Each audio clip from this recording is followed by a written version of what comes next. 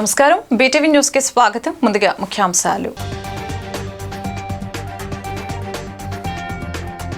తాగునీటి చెరువులకు 6న ప్రకాశం బ్యారేజీ, 8న నాగార్జున సాగర్ నుంచి నీరు విడుదల చేయనున్నట్లు సీఎస్ జవహర్ రెడ్డి వెల్లడి.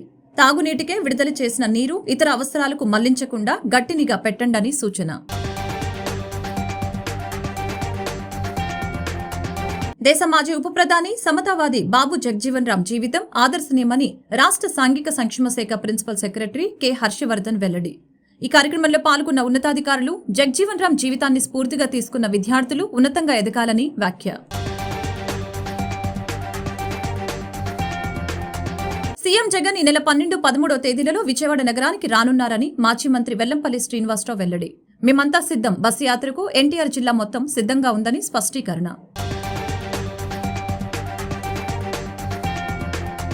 నిప్పుల కుంపటిగా ఏపీ రాష్ట్రంలోని 17 జిల్లాల్లో 42 డిగ్రీలకు పైగా ఉష్ణోగ్రతలు. నేడు 179 మండలాల్లో తీవ్ర వడగాల్పులు.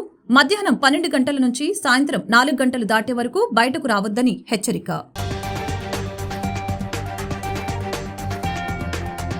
వేసవి తాగునీటి అవసరాల దృష్ట్యా సమ్మర్ స్టోరేజ్ ట్యాంకులను పూర్తిగా నీటితో నింపేందుకు ఈ నెల 6వ తేదీన ప్రకాశం బ్యారేజ్ నుంచి ఏలూరు కాలువ, బందరు కాలువ, రైవస్ కాలువల ద్వారా ఎన్టీఆర్, కృష్ణా, ఏలూరు జిల్లాలకు, బకింగ్హామ్ కాలువ ద్వారా గుంటూరు, బాపట్ల జిల్లాలకు నీటిని విడుదల చేయడం జరుగుతుందని ప్రభుత్వ ప్రధాన కార్యదర్శి కెఎస్ జవహర్ రెడ్డి తెలిపారు. అలాగే నాగార్జున సాగర్ కుడి ప్రధాన కాలువ ద్వారా పల్నాడు, గుంటూరు, బాపట్ల జిల్లాలకు ఈ నెల 8 నుంచి 18వ తేదీ వరకు 10 రోజుల పాటు నీటిని విడుదల చేయడం జరుగుతుందని అన్నారు. రాష్ట్రంలో తాగునీటి సరఫరా పరిస్థితులు, ఉపాధి హామీ పథకం పనులపై గురువారం వెలగపూడి రాష్ట్ర సచివాలయంలో సంబంధిత శాఖల అధికారులతో సీఎస్ సమీక్షించారు.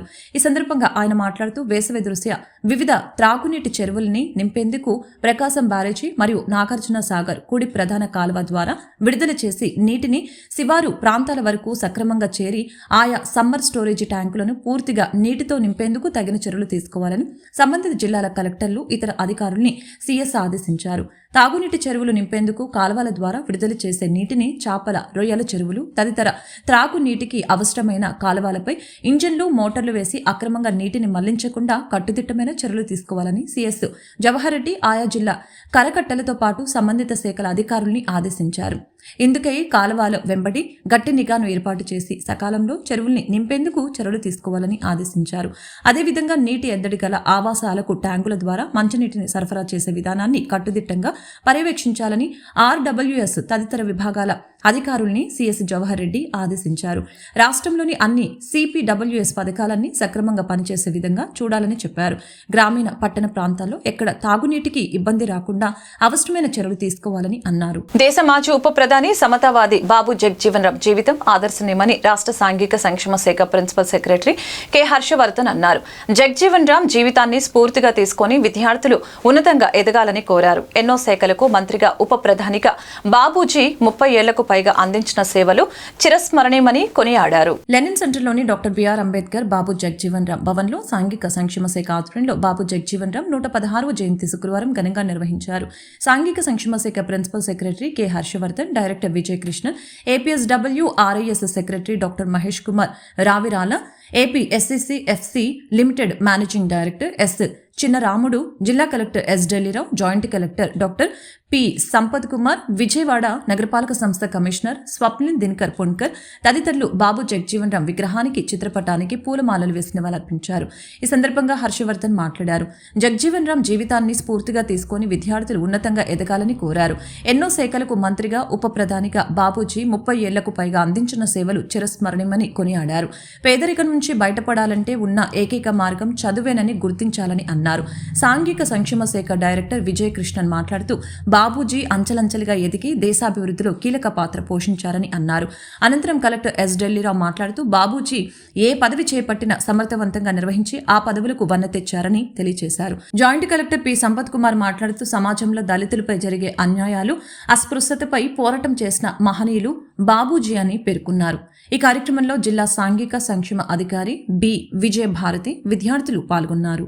జయంతి ఉత్సవాలు చేస్తున్నాము అనుకునంటే, ఎందుకు స్మరించుకుంటున్నాము అనుకునంటే, అతనిలో ఉండేటువంటి ఆ వ్యక్తిత్వము, ఆ గొప్పతనాన్ని అంతటినీ కూడా ఒకసారి ఇప్పుడు ఉండేటువంటి జనానికి, ప్రజలకి తెలియాలి అనుకొని చెప్పేసి అన్నది ఒకటి. అటువంటి గొప్ప వ్యక్తి అది కేవలం ఏ ఎస్సీసీకి సంబంధించిన లీడర్ కానే కాదు, అందరికీ సంబంధించినటువంటి లీడర్ అనేటువంటి మెసేజ్ అది కూడా ప్రజల్లోకి తీసుకువెళ్లాల్సినటువంటి ఆవశ్యకత కూడా ఉంది.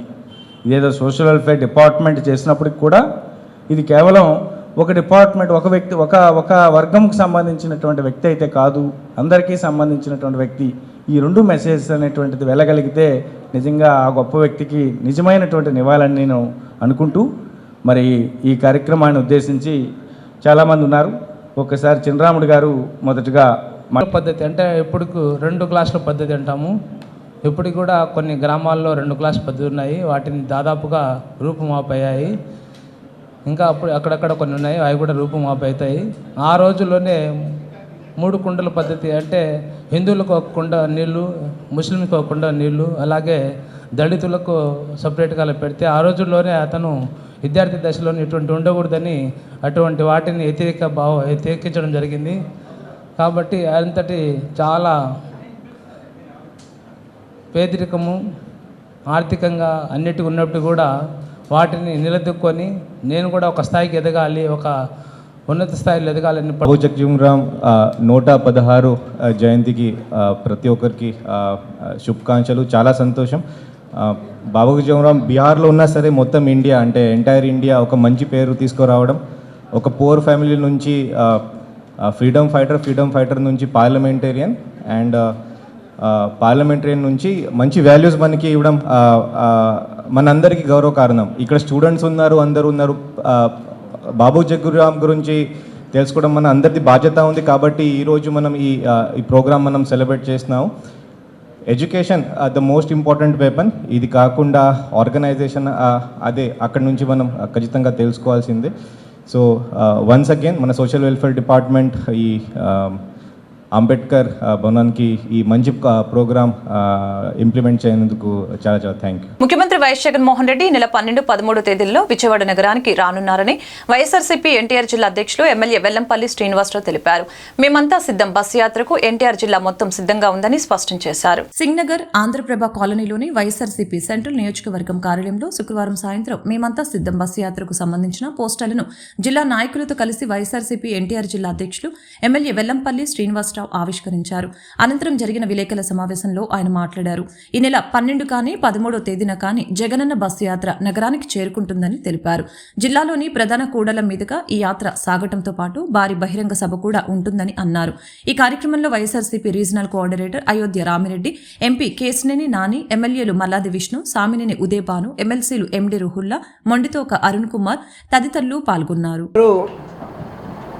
మన రాష్ట్ర ముఖ్యమంత్రి వర్యులు మరియు వైఎస్ఆర్సీపీ అధ్యక్షులైన వైఎస్ జగన్మోహన్ రెడ్డి గారు మార్చి 27 నుంచి రాష్ట్ర వ్యాప్తంగా కూడా మేమంతా సిద్ధమనే కార్యక్రమాన్ని చేపట్టి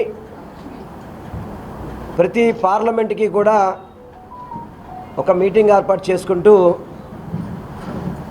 కార్యక్రమాన్ని ముందుకు సాగిస్తున్నారు. ఆ యొక్క మేమంతా సిద్ధం కార్యక్రమం ఎన్టీఆర్ జిల్లాకి మన కార్యక్రమాన్ని గురించి మాట్లాడటానికి ఈరోజు పెద్దలు అయోధ్య రామిరెడ్డి గారు, ఉదయభాను గారు, అరుణ్ గారు, అవినాష్ గారు, గౌతమ్ రెడ్డి గారు, రుహుల్లా గారు, మేయర్ గారు, డిప్యూటీ మేయర్ గారు, ఇతర కార్పొరేటర్సు, ప్రజాప్రతినిధులు అందరూ కూడా రావడం జరిగింది.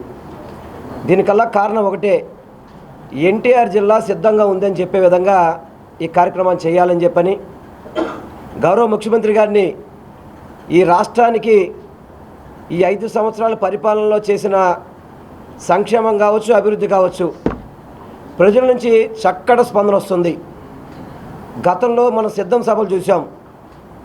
నాకు తెలిసి భారతదేశంలో అటువంటి సభ వైఎస్ఆర్ కాంగ్రెస్ పార్టీ అధ్యక్షులు జగన్మోహన్ రెడ్డి గారు రేపు జరగబోయే పార్లమెంటు అసెంబ్లీ ఎన్నికల్లో రాష్ట్రం మొత్తం కూడా పర్యటించాలని బస్సు యాత్రని కడప జిల్లా ఇడుపులపై నుండి మొదలుపెట్టి బస్సు యాత్ర జరుగుతూ ఉంది. ఈ కార్యక్రమంలో లక్షలాది మంది ప్రజలందరూ కూడా మేము సిద్ధం అని చెప్పి ఇవాళ బస్సు యాత్ర చూస్తూ ఉంటే జన సముద్రం ఎక్కడికి వెళ్ళినా ఎర్రటి ఎండలో కూడా ఆడవాళ్ళు కానీ పిల్లలు కానీ యూత్ కానీ అనేక మంది బస్సు వెనకాల ఏ విధంగా పరిగెత్తున్నారో మనం చూస్తూ ఉన్నాం. ఇవాళ జగన్మోహన్ రెడ్డి గారి పట్ల ఒక నమ్మకాన్ని ఏర్పడింది రాష్ట్రంలో. ఎప్పుడు కూడా గతంలో ఎన్నో యాత్రలు చూసాం, ఎన్నో సభలు చూసాం. ఏ యాత్ర కూడా ఇంత జనసముద్రం ఎక్కడా లేదు. ఆంధ్రప్రదేశ్ నిప్పుల కుంపటిల మారనుంది. రాష్ట్రంలోని 17 జిల్లాలు 42 డిగ్రీలకు పైగా ఉష్ణోగ్రతలు నమోదవుతున్నాయి. నేడు 179 మండలాల్లో తీవ్ర వడగాల్పులు ఏర్పడనున్నాయని విపత్తుల నిర్వహణ సంస్థ హెచ్చరికలు జారీ చేసింది. మధ్యాహ్నం 12 గంటల నుంచి సాయంత్రం 4 గంటలు దాటి వరకు బయటకు రావద్దని హెచ్చరికలు జారీ చేసింది. ఆంధ్రప్రదేశ్ నిప్పుల కుంపటిని తలపిస్తోంది. చాలా వరకు జిల్లాల్లో నిన్న 42 డిగ్రీలకు పైగా నమోదైంది. దీంతో జనం బయటకు రావాలంటేనే హడలిపోతున్నారు. నిన్న అనకాపల్లి జిల్లా దేవరాపల్లి, వైఎస్ఆర్ జిల్లా పోరు మామిళ్లలో 44.5 డిగ్రీల ఉష్ణోగ్రతలు నమోదయ్యాయి. ఏప్రిల్ తొలి వారంలోనే ఉష్ణోగ్రతలు 44 డిగ్రీలు దాటితే మే నెల పరిస్థితి ఏంటన్న ఆందోళన వ్యక్తమవుతుంది. రాష్ట్రంలోని 17 జిల్లాల్లో 42 డిగ్రీలకు పైగా ఉష్ణోగ్రత నమోదవుతుంది. నేడు 179 మండలాల్లో తీవ్ర వడగాల్పులు, 209 మండలాల్లో వడగాల్పులు వీచే అవకాశం ఉందని విపత్తుల నిర్వహణ సంస్థ హెచ్చరికలు జారీ చేసింది. అలాగే ఉష్ణోగ్రతలు కూడా సాధారణం కంటే 2 నుంచి 4 డిగ్రీల వరకు పెరిగే అవకాశం ఉందని తెలిపింది. కాబట్టి ప్రజలు అప్రమత్తంగా ఉండాలని, అత్యవసరమైతే తప్ప మధ్యాహ్నం 12 గంటల నుంచి సాయంత్రం 4 గంటలు దాటి వరకు బయటకు రావద్దని హెచ్చరికలు జారీ చేసింది. బెంజ్ సర్కిల్ సిగ్నల్ వద్ద యువకుడిపై దాడికి పాల్పడిన 2 వ్యక్తుల్ని మాచవరం పోలీసులు అరెస్టు చేశారు. వన్ టౌన్ కి చెందిన సాయి కుమార్ అనే వ్యక్తి బెంజ్ సర్కిల్ వైపు వస్తూ ఉన్నాడు. కృష్ణలంకకు చెందిన అడపాల నాగేంద్ర, కంకిపాడుకు చెందిన దేవరపల్లి విజయ్ కుమార్లు ఒకే బైకుపై వెళ్తూ బెంజ్ సర్కిల్ సిగ్నల్ సమీపంలో రోడ్డుపై గొడవ పడుతున్నారు. ఈ సమయంలో సాయి వచ్చి వారిని బైక్ పక్కకు తీయమని అనటంతో వారి పక్కన నుంచి వెళ్ళు అని అనటంతో వారి మధ్య వాగ్వాదం చోటు చేసుకుంది. వాగ్వాదం పెరగటంతో సాయిపై నాగేంద్ర, విజయ్ కుమార్ కలిసి దాడి చేశారు. సమాచారం అందుకున్న మాచవరం పోలీసులు ఘటనా స్థలానికి చేరుకుని వెంటనే దాడికి పాల్పడిన వారిని అదుపులోకి తీసుకుని స్టేషన్ కు తరలించారు. దాడికి పాల్పడిన వారిపై కేసు నమోదు చేసి దర్యాప్తు చేస్తున్నామని, ఇలాంటి అల్లర్లు, గొడవలకు పాల్పడితే కఠిన చర్యలు తీసుకుంటామని మాచవరం సీఐ బి గుణరాము తెలిపారు. అధికార వైఎస్ఆర్ కాంగ్రెస్ పార్టీకి అభ్యర్థులే కరువయ్యారని మైలవరం రెబల్ ఎమ్మెల్యే వసంత వెంకట కృష్ణ ప్రసాద్ వ్యంగ్యం ప్రదర్శించారు. డబ్బుతో ప్రజల అభిమానాన్ని కొనలేరని, ప్రజల తీర్పును శాసించలేరని ఆయన స్పష్టం చేశారు. రాష్ట్ర వ్యాప్తంగా చంద్రబాబు, పవన్ కళ్యాణ్, ప్రధాని నరేంద్ర మోదీ నాయకత్వంలో మహాకూటమి సంచలన విజయం సాధిస్తుందని ధీమా వ్యక్తం చేశారు. మైలవరం నియోజకవర్గంలోని జీకొండూరు గ్రామంలో శుక్రవారం రాత్రి గ్రామ తెలుగుదేశం పార్టీ ఆత్మీయ సమావేశం నిర్వహించారు. మైలవరం నియోజకవర్గం తెలుగు రైతు ప్రధాన కార్యదర్శి అంకెం సురేష్ నివాస ప్రాంగణంలో నిర్వహించిన ఈ ఆత్మీయ సమావేశంలో మైలవరం తెలుగుదేశం పార్టీ అభ్యర్థి వసంత కృష్ణ ప్రసాద్ తో పాటు మైలవరం నియోజకవర్గ జనసేన పార్టీ ఇన్ఛార్జి అక్కల రామ్మోహన్ రావు, తెలుగుదేశం నాయకులు, కార్యకర్తలు, జన సైనికులు, వీర మహిళలు, బీజేపీ నాయకులు పాల్గొన్నారు. ఈ సందర్భంగా వసంత కృష్ణ ప్రసాద్ మాట్లాడారు. వైఎస్ఆర్ కాంగ్రెస్ పార్టీ విధానాలు ఏమిటని ప్రశ్నించారు. వైఎస్ఆర్ కాంగ్రెస్ పార్టీకి బందర్లో అభ్యర్థి ఉంటే అవనిగడ్డలో లేడని, ఒక చోట అభ్యర్థి దొరికితే మరొక చోట దొరకటం లేదని తెలిపారు. తెలుగుదేశం పార్టీలో కొన్ని కారణాల వలన టికెట్ ఇవ్వడానికి నిరాకరించిన కేశినేని నానిని వైఎస్ఆర్ కాంగ్రెస్ పార్టీలో చేర్చుకొని మళ్లీ విజయవాడ పార్లమెంటు నుంచి పోటీ చేయిస్తున్నారని తెలిపారు. ఏ చెట్టు లేని చోట ఆముదం చెట్టే మహావృక్షం అన్న చందంగా వైఎస్ఆర్ కాంగ్రెస్ పార్టీ పరిస్థితి మారిందని తెలిపారు. లోకల్, నాన్ లోకల్ అంటూ తనపై దుష్ప్రచారం చేస్తున్న వారికి ధీటుగా సమాధానం చెప్పారు. 2019లో తనను ఇక్కడ తీసుకువచ్చి వైసీపీ నుంచి పోటీకి పెట్టినందుకు ఈ విషయం మీకు గుర్తుకు రాలేదా కేశినేని నాని అంటూ ప్రశ్నించారు. నేను వైసీపీ నుంచి మైలవరం నియోజకవర్గంలో అప్పుడు పోటీ చేయడం సమంజసమే, ఇప్పుడు పోటీ చేయడం సమంజసం కాదా అని ప్రశ్నించారు. ప్రజలకు మంచి చేయాలనే ఆలోచన ఉండాలని అన్నారు. సామాన్యుడి భుజంపై తుపాకీ పెట్టి వసంత కృష్ణ ప్రసాద్ను కాల్చుదామని చూస్తున్నారు. తప్పకుండా మైలవరం నియోజకవర్గ ప్రజల అక్కా చెల్లెమ్మలు, అన్నదమ్ముళ్ల ఆశీస్సులతో, అవ్వాతాతల దీవెనలతో పసుపు జెండా ఎగురుతుందని తెలిపారు. ఈ రాష్ట్రంలో ఒక్క అవకాశం ఇవ్వండి అని చెప్పి అడిగితే 5 సంవత్సరాల క్రితం ఈ రాష్ట్ర ప్రజలు చేసిన పొరపాటుకి మేమందరం గెలిచి ఈ రాష్ట్రానికి చేసిన అన్యాయానికి నిరసనగానే నేను ఆ వేదిక వదిలి బయటకు వచ్చాను. ఏమిటి ఈ రాష్ట్రానికి, ఈ ప్రాంతానికి జరిగిన అన్యాయం అని ఆలోచిస్తే ప్రజాప్రతినిధులు ప్రజలకి, ప్రభుత్వానికి వారధులైనటువంటి వ్యవస్థని మొత్తం ఈ ప్రభుత్వం, ఈ వైఎస్ఆర్ కాంగ్రెస్ పార్టీ నాశనం చేసింది. వార్డు మెంబర్కి విలువ లేదు, సర్పంచ్కి విలువ లేదు, ఎంపీపీలకు విలువ లేదు, జెడ్పీటీసీలకు విలువ లేదు, ప్రజాప్రతినిధులకి శాసనసభ్యులకి ఏమాత్రం గౌరవం లేదు. ప్రజలు మేము ఈ ప్రాంతాల్లో గెలుపొందిన తర్వాత తిరుగుతుంటే మాకు మంచినీళ్లు కావాలి, రోడ్లు కావాలి, డ్రైన్లు కావాలి అంటే మాకు అపాయింట్మెంట్ ఇచ్చే పరిస్థితి లేదు. గతంలో ముఖ్యమంత్రులు ఎమ్మెల్యేల దగ్గరికి వెళ్ళి వాళ్ళ ప్రాంత సమస్యలు నేరుగా చెప్పగలిగే పరిస్థితి ఉండేది.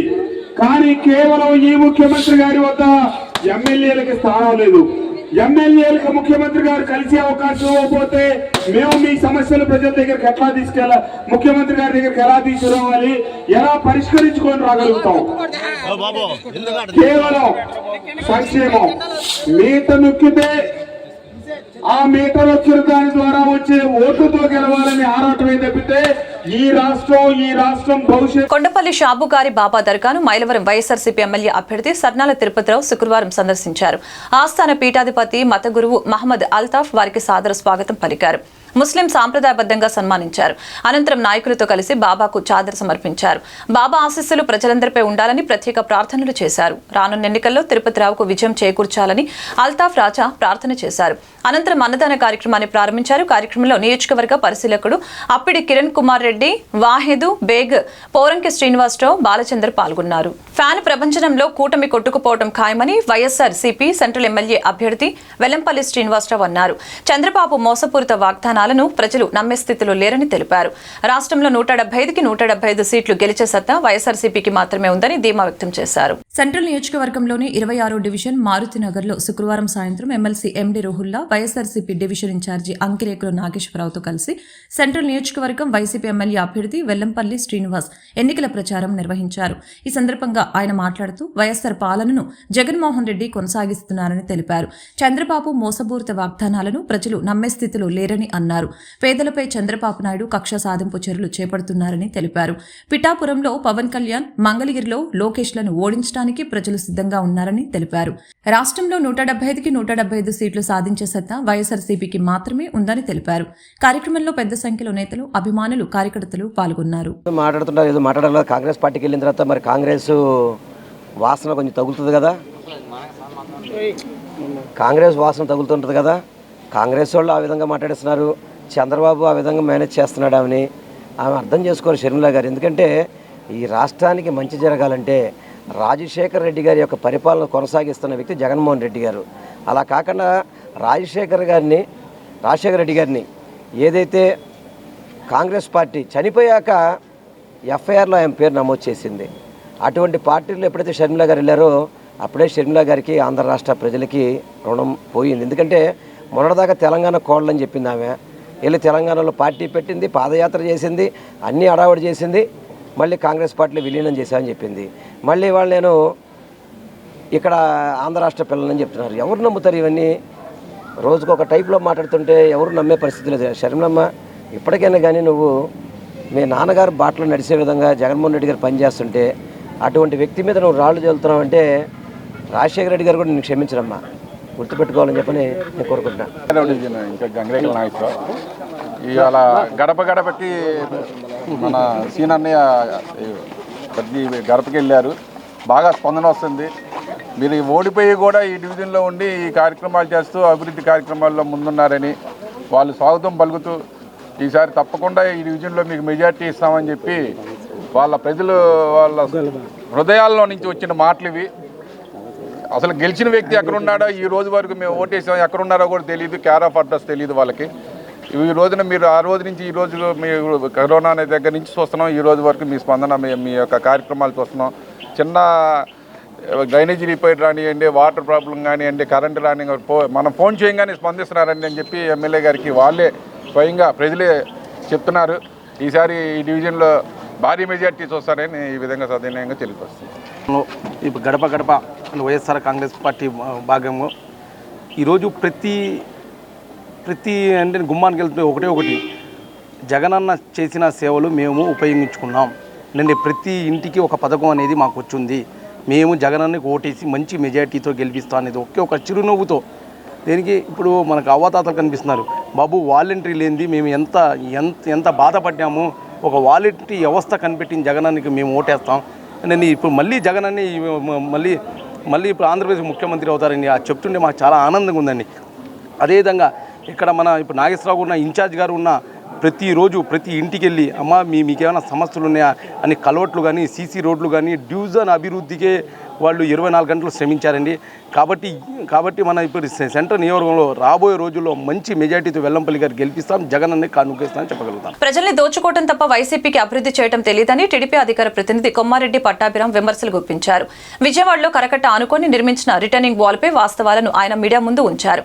స్థానిక ఎమ్మెల్యే గద్దె రామ్మోహన్ చొరవతో పాటు చంద్రబాబు కృషితోనే రిటర్నింగ్ వాల్ సాధించగలిగామని స్పష్టం చేశారు. విజయవాడలో కరకట్ట ఆనుకొని నిర్మించిన రిటర్నింగ్ వాల్పై వాస్తవాలను టీడీపీ అధికార ప్రతినిధి కొమ్మారెడ్డి పట్టాభిరామ్ మీడియా ముందు ఉంచారు. తూర్పు నియోజకవర్గంలోని గద్దె రామ్మోహన్ కార్యాలయం నందు నిర్వహించిన మీడియా సమావేశంలో ఆయన మాట్లాడారు. విజయవాడ తూర్పు నియోజకవర్గంలో స్థానిక ఎమ్మెల్యే గద్దె రామ్మోహన్ చొరవతో పాటు చంద్రబాబు కృషితోనే రిటర్నింగ్ వాల్ సాధించడం జరిగిందని తెలిపారు. ప్రజల్ని దోచుకోవటం తప్ప వైసీపీకి అభివృద్ధి తెలియదని అన్నారు. ఒక్క ఇంటిని కూడా తొలగించకుండా మొదటి దశ నిర్మాణాన్ని తెలుగుదేశం పూర్తి చేసిందని తెలిపారు. వైసీపీ రెండో దశ నిర్మాణంలో వందలాది ఇళ్లు తొలగించి ఎందరినో నిరాశ్రయుల్ని చేసిందని తెలిపారు. తెలుగుదేశం హయాంలోనే మొదలు పెట్టారని సాక్షాత్తు అప్పటి మంత్రులు కొడాలి నాని, అనిల్ యాదవ్ చెప్పారని అన్నారు. దేవినేని అవినాష్ మాటల్ని నమ్మే పరిస్థితిలో విజయవాడ ప్రజలు లేరని తెలిపారు. రిటర్నింగ్ వాల్ ఎవరు ప్రారంభించారు, ఎవరి హయాంలో నిధులు కేటాయించారు అన్నది ప్రజలందరికీ తెలుసునని తెలిపారు. అబద్ధాలు చెప్పి ప్రజల్ని మోసం చేసి అధికారంలోకి రావాలని చూస్తున్నారని పట్టాభిరామ్ ఆగ్రహం వ్యక్తం చేశారు. 15 రోజులు పనులు ఉండే కాదు, రేగడి నెల మోహాల రోజు నిల్వ ఉండేది అనమాట. ఆ రేగడి నెల చేస్తే 3 రోజులు పెట్టారు ప్రతి కుటుంబానికి, నరకం చూసేవాళ్ళు. అక్కడ కొట్టుకుపోయి వారం రోజులు గద్దె రామ్మోహన్ సొంత డబ్బులతో భోజనాలు పెడితే తిరిగి చూసిన వాళ్ళు లేరు, గెలిచిన వాళ్ళు ఎవరు వచ్చారు చెప్పమని 5 ఏళ్ళు. ఆ టైంలో మాకు కనిపించింది అంటే గద్దె రామ్మోహన్ రావు గారే కనిపించారు. ఆయన ఈ డివిజన్ దత్తత తీసుకున్నారండి. దత్తత తీసుకున్న కొడుకు కష్టాలు తండ్రికి తెలియదు అనేది మనం క్వశ్చన్ చేయాల్సిన అవసరం లేదు. 2014 మోంగలో గద్దె రామ్మోహన్ రావు గారు వచ్చి దీన్ని చూశారు. గద్దె గారు చంద్రబాబు నాయుడు గారిని తీసుకొచ్చారు వరదల టైంలో. ఆయన తీసుకురావడం గొప్ప, ఆయన రావడం ఇంకా చాలా గొప్పది.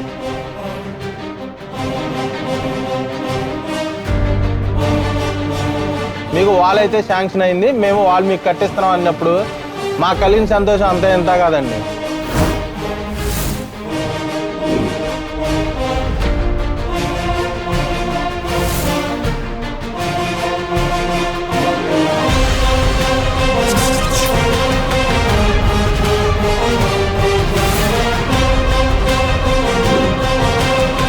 తూర్పు నియోజకవర్గంలో నిర్మించిన రిటర్నింగ్ వాల్పై టీడీపీ నాయకులు కావాలని దుష్ప్రచారం చేస్తున్నారని తూర్పు నియోజకవర్గం వైసీపీ కార్పొరేటర్లు ధ్వజమెత్తారు. రిటర్నింగ్ వాల్ నాసిరకంగా కట్టి అవినీతి చేసింది మీరు కాదా అని ప్రశ్నించారు. 21 రోజులలో సీఎం జగన్ తో మాట్లాడి ఒప్పించింది అవినాష్ అని గుర్తు పెట్టుకోవాలని హితో పలికారు. విజయవాడ తూర్పు నియోజకవర్గంలో రిటర్నింగ్ వాల్ నిర్మాణానికి సంబంధించి టీడీపీ ఎమ్మెల్యే గద్దె రామ్మోహన్ చేస్తున్న అసత్య ప్రచారంపై వైఎస్ఆర్సీపీ కార్పొరేటర్లు మీడియా సమావేశం నిర్వహించారు. ఈ సందర్భంగా తూర్పు నియోజకవర్గం వైసీపీ కార్పొరేటర్లు మాట్లాడుతూ టీడీపీ దుష్ప్రచారాలను మానుకోవాలని తెలిపారు. స్థానిక ఎమ్మెల్యే ఓటమి భయంతో దిగజారుడు రాజకీయాలు చేస్తున్నారని విమర్శించారు. స్థానిక ప్రజలు చీదరించుకుంటున్న గద్దెకు సిగ్గు శరం లేదని ధ్వజమెత్తారు. ఈరోజు reels star TDP MLA Gadde Rammohan నిద్రమత్తు వీడాడు అంటూ వ్యంగ్యం ప్రదర్శించారు. 2015 నుంచి 19లో రిటర్నింగ్ వాల్ కట్టానని చెప్పుకునే ఎమ్మెల్యే గద్దె 2020లో ఎందుకు వరద వచ్చిందో చెప్పాలని, రిటర్నింగ్ వాల్ నాసిరకంగా కట్టి అవినీతిని చేసింది మీరు కాదా అని ప్రశ్నించారు. 21 రోజులలో సీఎం జగన్తో మాట్లాడి ఒప్పించింది అవినాష్ అని గుర్తు చేశారు. 15వ డివిజన్ దత్తత తీసుకున్న గద్దె ఏం అభివృద్ధి చేశారని నిలదీశారు. తూర్పు నియోజకవర్గం అభివృద్ధిపై తాము చర్చకు సిద్ధమని 15వ డివిజన్లో కార్పొరేటర్ అభ్యర్థిని కూడా నిలబెట్టలేని వ్యక్తి గద్దె రామ్మోహన్ అంటూ ఎద్దేవా చేశారు. ఎందుకు పనికి రాకుండా పోతానని భయంతో గద్దె నీచ రాజకీయాలు చేస్తున్నారని చెప్పారు. అన్ని పనులు చేసినట్టు చంద్రబాబు నాయుడు ఏదైతే తాత్కాలికమైన అమరావతి ఏదైతే బ్రహ్మరావతి చూపించినట్టు వీళ్ళు కూడా చూపిస్తున్నారు. నిజంగా గద్దె రామ్మోహన్ అనే వ్యక్తి 2014లో నువ్వు పోటీ చేసి గెలిచావు. ఆ రోజు మేము కూడా చేసాం, వైఎస్ఆర్ పార్టీ తరఫున మేము ఓడిపోయాం, నువ్వు గెలిచావు. కానీ 2014లో గెలిచిన తర్వాత కృష్ణలంక ప్రాంతానికి నువ్వేం చేశావు, నువ్వు ఎన్ని శంకుస్థాపనలు చేశావు, ఎన్ని శిలాఫలకాలు ఉన్నాయి. మేము 2019లో గెలిచాం, వైఎస్ఆర్ పార్టీ అధికారంలోకి వచ్చింది. 2024 మా ఎన్ని శిలాఫలకాలు ఉన్నాయో. నువ్వు ఈ కళ్ళబుల్లి మాటలన్నీ అనవసరం. శిలాఫలకాలు ఉన్నాయి, మేము అభివృద్ధి చేస్తున్నాం. దీంతోపాటు సంక్షేమాలు కూడా ఉన్నాయి. మీ అభివృద్ధి ఎంత, మా అభివృద్ధి ఎంత అనేది బిల్డింగ్లు కట్టినా, రోడ్లు వేసినా, ఇంకేమన్నా కట్టినా కూడా కనపడుతుంది కృష్ణలంక ప్రాంతంలో. నీవు 2014 గెలిచి రాణి గారితో 2 డివిజన్లు కూడా బఫర్ జోన్ పెట్టి ఇంటి పట్టాలు మారకుండా చేసిన నీచమైన వ్యక్తి నువ్వు. ఈ రాణి గారితో ప్రజల మీద నీకు ఎంత అక్కసు అంటే అంత అక్కసు. అక్కడ 2 వైఎస్ఆర్ పార్టీ గెలిచిన కార్పొరేటర్లు నీవు ఇవ్వాలి కాదు కదా. ఏ రోజైనా సరే రాణి గారితో నీకు మెజార్టీ రాదు, నీకు ఎట్టి పరిస్థితుల్లో కూడా రాదు. ఆ 2 డివిజన్ గారు రాలేదండి. అధికారం మాకు ఇన్ఛార్జిగా ఉన్న 4 సంవత్సరాలు పోయి వచ్చి ఈ యొక్క మాకు గుడివాడ మాకు తెలియని చిన్న కుర్రాన్ని తీసుకెళ్ళి గుడివాడలో వేయించాడు. ఎవరైతే మంచి బలమున్న వ్యక్తి మీద మమ్మల్ని తీసుకెళ్లి కుర్రాన్ని బలి చేసినటువంటి వ్యక్తి ఎవరున్నారంటే ఆ రోజు దేవినేని ఉమా. దీనికి ముఖ్య కారకుడు. ఎక్కడైతే బాబా అన్నయ్య గారు అబ్బాయి ఎదిగిపోతాడనే కారణంతో తీసుకెళ్లి చిన్న కుర్రాన్ని బలి చేసి గుడివాడలో వేయించాడు. ఎప్పుడూ బలి చేయడమే అతని పద్ధతి. తెలుగుదేశం పార్టీ ఏంటంటే ఎదిగే కుర్రాడి భవిష్యత్తున్న కుర్రాడిని నాశనం చేద్దాం, ఇక్కడితో నాశనం చేస్తే ఇక్కడితో ఆగిపోతాడని చెప్పి అలా చేశారు. అది గ్రహించి మేము వైఎస్ఆర్ పార్టీలోకి వెళ్ళిన తర్వాత 4 సంవత్సరాల్లో అవినాష్ సొంతంగా వ్యాపారాలు చేసుకొని ఏదో వ్యాపారాలు చేసుకుని డెవలప్మెంట్ అవ్వదు. అతను వ్యాపారం లేదండి, ప్రజల్లో తిరుగుతూ నిత్యం ప్రజల మనిషి అతను.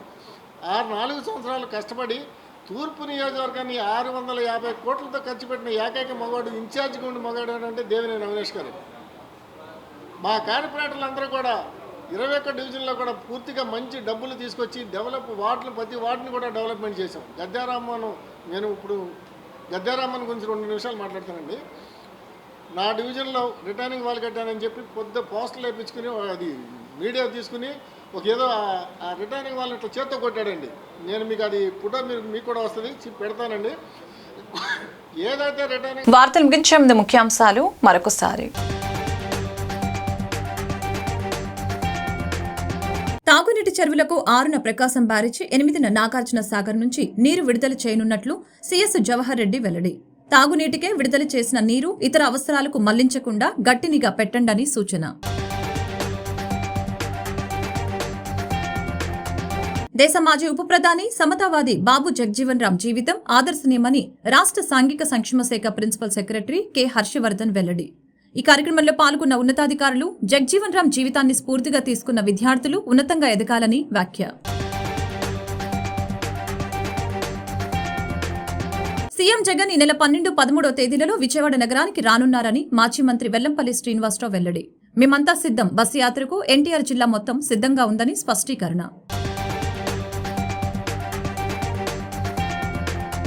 నిప్పుల కుంపటిగా ఏపీ. రాష్ట్రంలోని 17 జిల్లాల్లో 42 డిగ్రీలకు పైగా ఉష్ణోగ్రతలు. నేడు 179 మండలాల్లో తీవ్ర వడగాల్పులు. మధ్యాహ్నం 12 గంటల నుంచి సాయంత్రం 4 గంటలు దాటే వరకు బయటకు రావద్దని హెచ్చరిక. ఈ వార్తలు ఇంతటితో సమాప్తం. మరొక బులెటిన్లో మళ్ళీ కలుద్దాం. నమస్కారం.